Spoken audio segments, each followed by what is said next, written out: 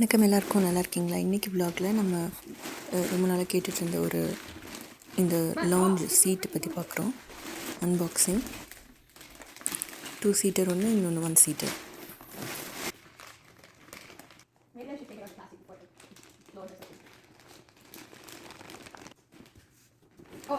நம்ம ஊரில் அந்த பாம்பு ஃபயர் ஒர்க்ஸ் பார்த்துருக்கியா? முதல்ல குட்டியாக மாத்திரையாட்டம் இருக்கும், அதுக்கப்புறம் அப்படியே எரி அது மாதிரி ஓப்பன் பண்ண பெருசாகிடுச்சு.